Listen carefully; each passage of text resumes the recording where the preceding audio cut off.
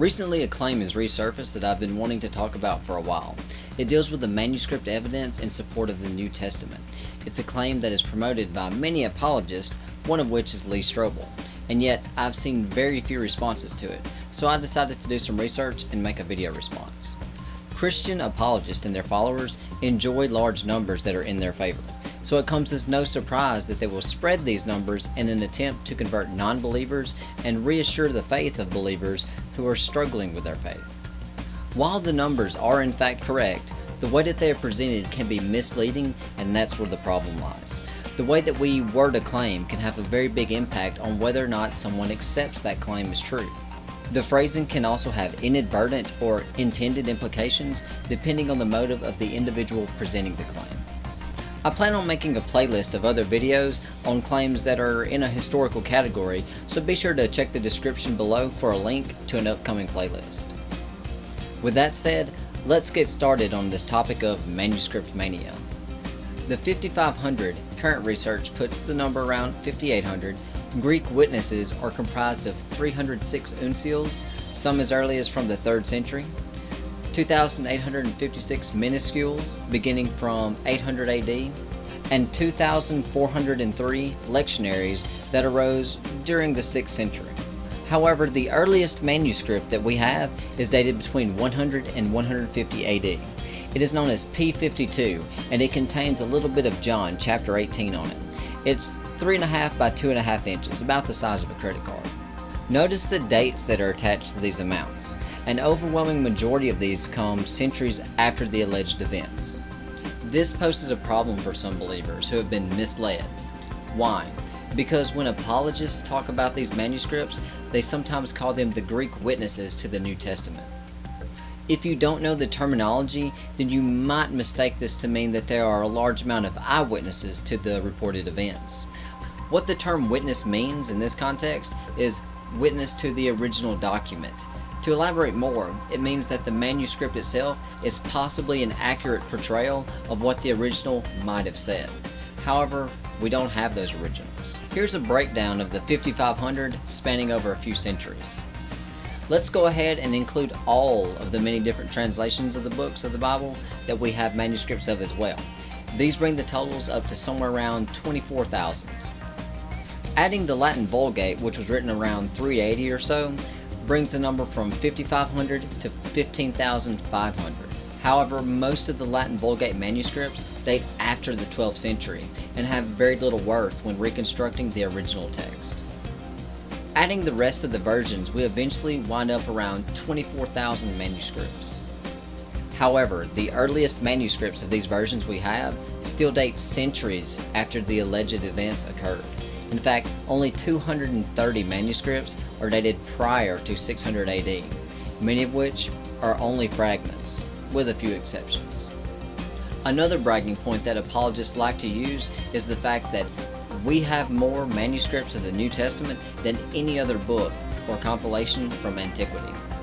Homer's Iliad comes in second, and we only have 650 copies of it that date back to the 2nd century. It was written at or around 800 BC, so we didn't start seeing copies of it until around 900 to 1,000 years after it was written. But ask yourself this: do the amount of manuscripts we have of a document give credibility to that document? But what about the accuracy of the message? Has the original content been preserved in these documents that we now have? Apologists will boast numbers stating that the New Testament is up to 99.5% pure, and that any differences between the manuscripts are negligible because they do not change the main idea of the content. But what do historians say about these variants? Are they actually negligible? According to Dr. Bart Ehrman, many of the sayings of Jesus weren't in the earliest manuscripts. Some of them actually didn't appear until centuries later. I'm going to link a 5-ish minute video clip for you to take a look at. It's a snippet from a debate where Dr. Bart Ehrman discusses these issues. I also suggest that you take a look at the entire debate so that way you can get it in its full context. But to keep things short, yes, these variations do matter when it comes to the accuracy of the preservation of the New Testament. One more claim, and the final one for this video, is that the early church fathers took enough notes and made citations of the New Testament known as patristic evidence, that even if we were to lose all of our existing manuscripts, we would be able to reproduce all of the New Testament, with an exception of about 11 verses or so, from the early church fathers' notes alone. How about that? Pretty much the entire text can be reproduced.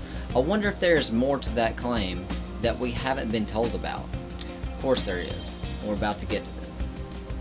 Here are a few things you need to know when looking at these numbers and hearing these claims. 1. Don't confuse textual reliability with historical reliability. The amount of manuscripts that we have will not confirm nor deny whether or not the events recorded actually occurred. Destroying several copies of factual work will not turn it into a work of fiction. And likewise, creating several copies of a work of fiction will not turn it into a work of fact. 2. These manuscripts cover a time span of 14 centuries, which really takes the wind out of the sails of the misunderstanding that these witnesses are eyewitness accounts of the alleged events. Again, know the terminology. 3. Every piece or fragment that we find is counted as an individual manuscript.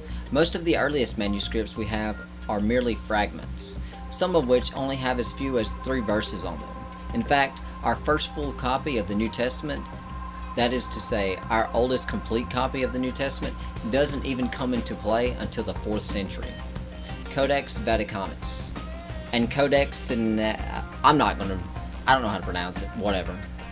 We have roughly 50 fragments that date before the 4th century. 50 out of 5,500 is less than 10%. The most important ones are the Chester Beatty Papyrus and the Bodmer Papyrus.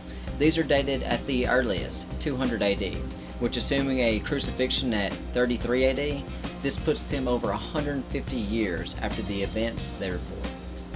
Also, our earliest copies have the most errors. 4.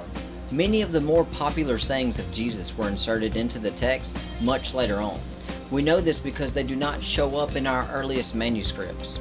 So if you believe that some of the sayings or lessons that Jesus provided are still good, whether or not he was the Son of God, you still might want to do some critical research to see if we can determine if he actually taught those lessons. 5. Finally, let's close the door on this patristic evidence assertion. Is it true that practically all of the New Testament can be reproduced? Yeah. However, a few problems arise with these citations. One is the order of the scriptures quoted by the Fathers. Except in a few circumstances, the Fathers do not quote the New Testament chapter by chapter and verse by verse. What it comes down to is that they're not in order.